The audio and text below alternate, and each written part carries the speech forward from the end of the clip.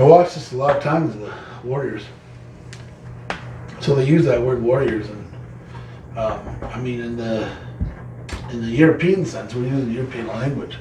That has a unique connotation to it, right? It's the young men who are battle ready, who are out there, who are going to fight with well, usually it's they're out there going to fight with the soldiers of the European guys, right? Because they don't call their army warriors. They call them soldiers, and they don't call their soldiers warriors until they're seasoned, until they're like elite or whatever. Like sometimes you'll hear referencing things like their Navy SEALs as warriors or those sort of things, or fighters. But that's different than our way of doing it, right? So there was an old fella. His name was Louis Hall. His Oklahoma name was Kanenhariyo. Means it goes along the edge of the sky. Anyways, I remember him, and he was the one that he really supported the young people and young fellows in Kanenhariyo. They were a singing society, and they decided that they wanted to develop, reinvigorate, and rekindle the warrior spirit and the warrior society, and to begin to do that responsibility again of protecting their community and people and do their job. And so they wanted to do that. He made this flag, and people talk about this flag, and it's got a Indian head on it, Woman head on it, and there's one feather, and there's a sun behind it, and there's this, and the thing was red, flag is red. But that's not the original one. The original one, the sun behind it, and then there was a blue sky with clouds. And there was a Woman head in there with on the sun. And so what he told me was that he made that, and the symbolism was that it was a commitment that for all Woman to be united under one sun. And that's why they just had one feather on there, not three or two or a big bonnet or whatever. Just one symbolized each of us all together. And that under one sun, our eldest brother, that we could be united and that we could fight oppression of each other together. And that symbol would be a symbol of that to together fight against that oppression. And genocide that was being committed against all over. And so he told me that they made a point, because in the language we say Rotiskenrakehete. There's a few different interpretations of that word, and one says it means like they got peace vested on them, and I actually think that that's like that term was used to like kind of lessen the harshness of the meaning of that responsibility. Because Rotiskenrakehete, it is something. But the old timers that I talked to, and one in particular was Jake Thomas, and then a few others. They said that the word is Rotiskenrakehete. And that means it's got like this rust over it. It's hung on or over it. And that's the word they use, Oskara, the rust. But that's the word that's the name of the word for that ochre, the red paint that we used to wear a long time ago. And our men and warriors would paint themselves with ochre and Oskara. So Rotiskenrakehete. There's the ones who are painted red. They're painted with the rust. So Jake Thomas interpreted that rust meaning like they had an old rifle over their shoulder, and they got rust on it because they got a rifle over their shoulder. But I don't think it was that.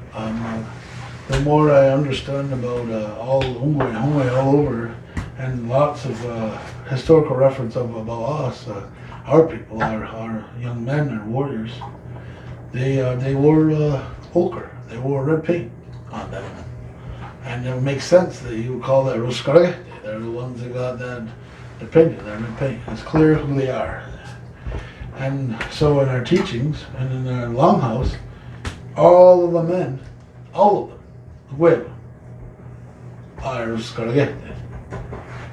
They're the ones that have the right to be painted up in that red paint. And so that's how I was taught about that. And it's a medicine and a connection to the earth.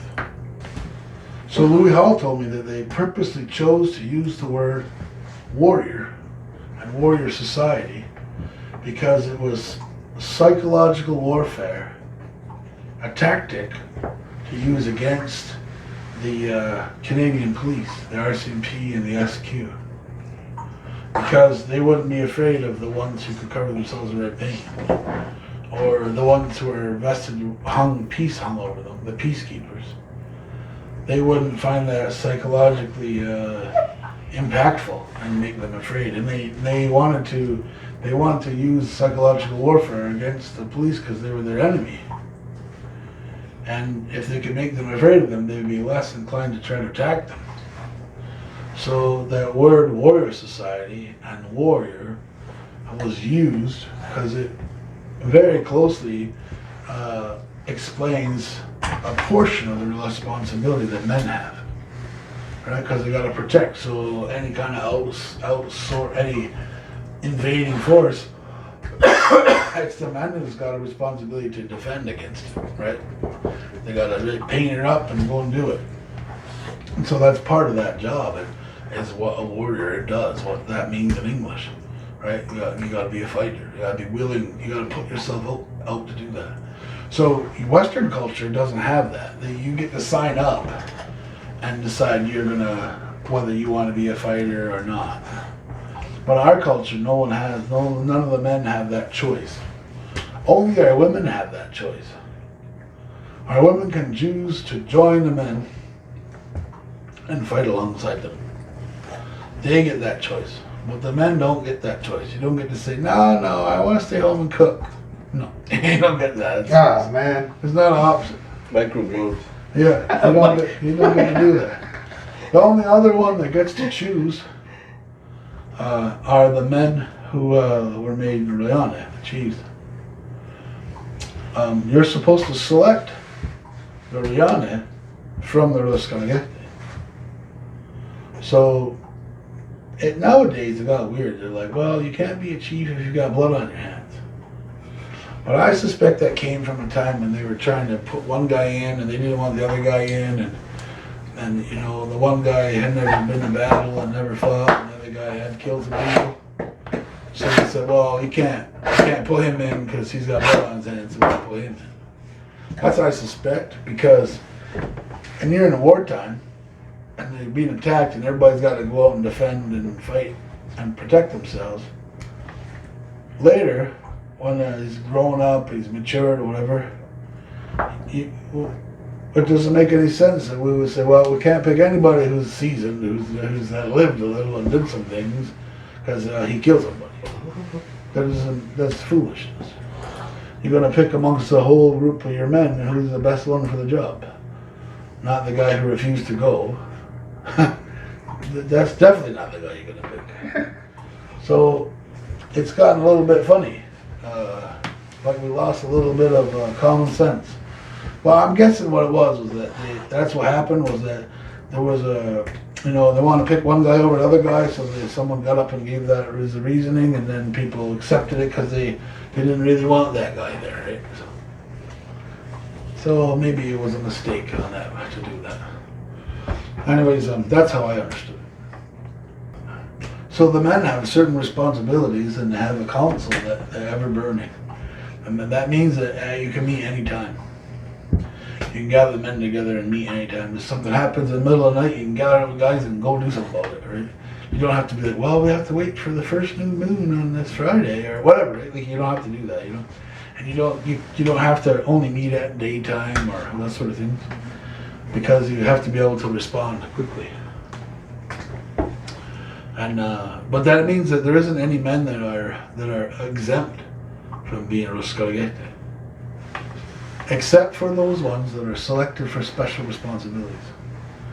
So any of the Royane, when they're made a Royane, and they ask them to do that job, and they put those horns on their head and be a representative of their clan mother and their clan, and to go speak, to be the speaker for their clan, to do the internal business, right?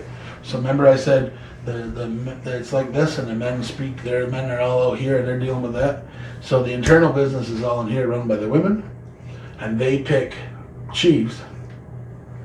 They pull them from here, and they make them representatives in their clans to talk to each other. So the Royane's responsibilities are to do internal business amongst our clans. They're speaking on behalf of their women folk to the other man who's speaking on behalf of his women folk. Those guys aren't supposed to do any business outside of our society. That's why you don't see their names on all the old treaties, because they're not supposed to be the ones out there doing it. They're supposed to be the ones that are working inside and doing the internal business. That's the way it's supposed to function. So they have another spot is for the ones that they make. That's quite controversial what I just said too, but people don't like to hear that. And there are a few references amongst the Mohawks of the title of the people with the title of the Kanenhariyo going out to speak and speak with other nations. And there was but it's very likely that it's because he was the war chief. So because there was always that kind of a thing going on, a peace thing going on or something like that, when that Kanenhariyo has been out there. So it's unclear as to well, anyways, that's where that is. But people don't like to hear that these days. They want to talk about the Royane are the ones that are supposed to do all the external business, meet with all the dignitaries out there in the world, and they do meet. Of course, they have peace agreements and they build relationships and that stuff. But the initial conversations and trade relationship stuff, and the war things, that's all done by the men. Rotiskenrakehete. That's their job. And then the ones who are leaders amongst them, who are selected, then the men select, who are the sort of the headmen amongst them, who end up being the headmen in their clans. So each of our clan families have one of them. Who I could say Rotiskenrakehete Goa. He's like the big warrior, the great one, and amongst each of the families. And then you have the war chief, who is Ayuas, who's the one that's responsible for all of them. And so each of the clan mothers is supposed to have one of those. They have another name for it. They call it. There's two names for it. Rotiskenrakehete, which means he touches the rafters, or touches the inside of the house, touches the house. He touches and the rafters is a symbol of our laws. So he's supposed to be really hyper aware of our rules and laws. And he's also the one that is supposed to sing the hi-hi. So each of the clan mothers is supposed to have, when you stand a clan mother up, in the language you call that clan mother Yagoyane Goa. She's the great chief. And when you do a condolence, you stand up a new clan mother, or you gotta redo it. Yagoyane Goa. Then she puts up a Royane, which is her speaker, and then she puts up two spiritual advisors.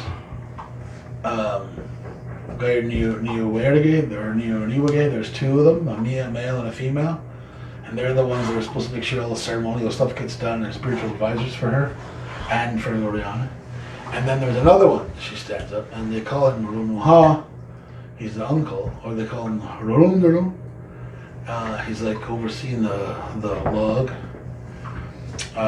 and that's her headman.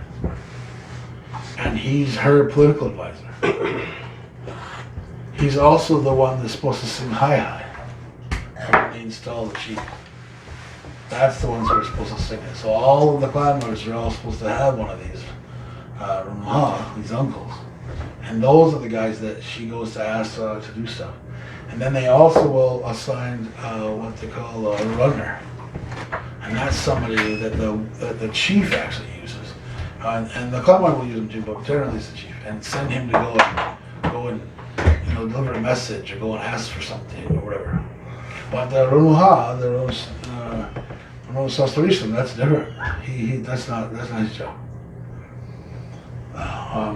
So in the longhouses, they call that, and they have a tendency to avoid that word war chief. So they'll call him and the council, or when the ceremonies are going on, they call him the house manager.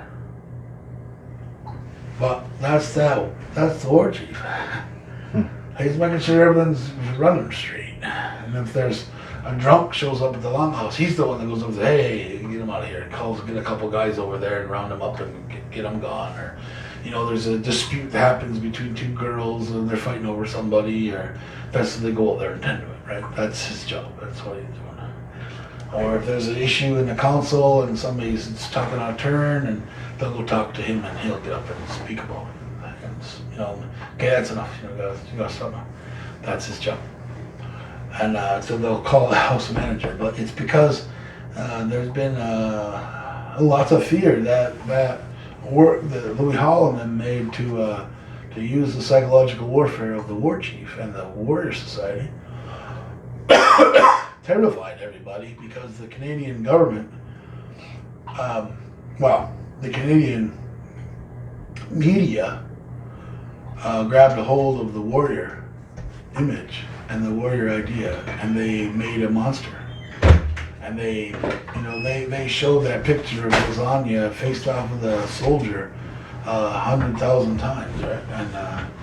And they made a big deal about Corporal LeMay getting shot, murdered, and they televised. It was probably the only police officer funeral ever televised in Canadian history. Right, but they made it a big thing. They televised the entire police his funeral because they were wanting to demonize the so-called warrior, and the consequence is that it made the people, our own people, afraid of those words like warrior and war chief. And so we started saying things like house manager and men's council and land defender and water defender, because we're afraid to say warrior. Because we're afraid to say that our own language what it is. Rotiskenrakehete. Rotiskenrakehete Uo. Orunder. Ayuwes. Right? And there's this very critical responsibility of our men, the ones who are named. It's all about, in our society, about being named in our longhouse, right? And being named by the people, recognized by the people by that name, and the words that are said about the responsibility that what one has when they have that name, they carry that name. Kanenhariyo, they'll say Runuha Day. They stood a name. They put a name up. Or there's another expression they use. They say they picked it up. Anyway, it's important. And so there's got all these fellows running around calling themselves warriors. And they think that it's like a gang. It's not a group. The warrior society is a society of men, all of them. It's not a unique group. It's not a small faction. It's not nothing like that. It's every single in our world, every single man with a penis and balls. That's his job, unless he's been given a special responsibility. So when the people acknowledge that somebody's special and has a unique mind or unique skill or talent, they can select him and they'll announce it that that's a pine tree chief, and they'll announce the particular thing that they're good at. So they make them like, it's similar to being like a head cook or the head singer, the lead singer. They used to announce it that was a Pine Tree Chief as the lead singer for their clan.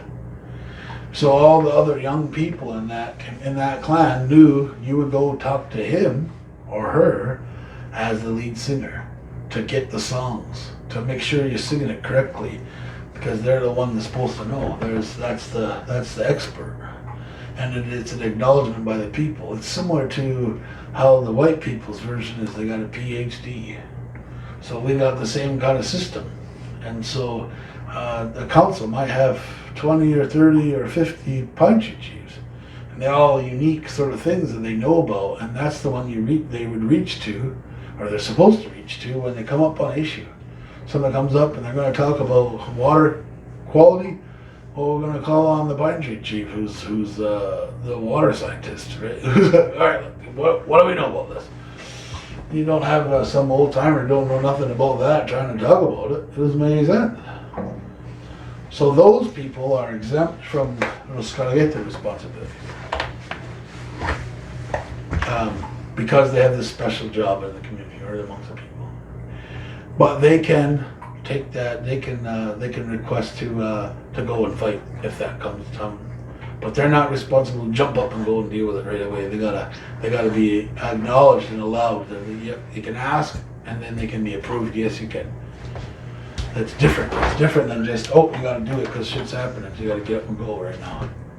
So that's a little bit different. There's Rotiskenrakehete right there. Yeah, real one. He even got painted red, that guy. Yeah. So anyways, that's how that goes. And then when they pick that, like one of those headmen or they pick a war chief, then that's a little bit different how that goes. So what happens is the men gather, either if it's small like men in a clan, or if it's bigger like the men, all the different clans come together, or it might be on a particular issue or community. They come together, and if they don't have somebody who's holding that responsibility, then they choose to select one. They actually need it, and so the men gather and they'll meet on it, and they'll talk about amongst each other, and they'll select who it is that they wish to put up for that responsibility, that job. And he then has the responsibility to be concerned about the welfare of all his men. And the women too, of course, but his primary responsibility is to make sure they're okay and to give them some direction. Somebody sometimes needs to be able to take responsibility. So it's when the crisis situation, someone can take a lead. It also falls on that person if the council collapses, if they aren't able to get the chiefs and the clans organized. This individual, along with his men, can take on directive so while the people gather themselves together. So there's a lot of fear associated with the war chiefs, because if the clans are broken or that they can't come together to fix them, they get fear that the war chiefs can create a situation or take the responsibility to be like warlords and like dictators and like control everything. But that's not how it's supposed to function at all. If somebody's doing that, they're they're misusing that responsibility, because it's not about power, it's about responsibility. We're supposed to be there to assist and help the peoples keep their things running properly, not oppress them and then be like dictator or like controller or like the main one. So there's been a lot of fear about putting the war chiefs in, because in all of our communities and in our nation, the rest of the councils are kind of messed up, and so there's always a fear that the war chief will just take over, or at least that gets thrown out there as an issue, but it shouldn't be ever. And there's a few acting war chiefs right now in the Mohawk Nation. There's a couple of them. I just recently heard about my friend Ben Pinsino. He's the acting war chief in the Mohawk. I was so glad to hear that. Ben is a friend of mine. We haven't seen each other in many years, but he was a boxer at one time. He's a pretty cool fella. And, Could he box you? no, he kicked my ass. He bugs me. Oh, he's a tough bugger, and yeah, committed and hard worker and a good family man, and yeah, from what I see, I got a great deal of respect for him. So I was glad to hear. Is there water in there? No. What do you need? Water. All right. Go ahead. You'll get cut out, don't worry.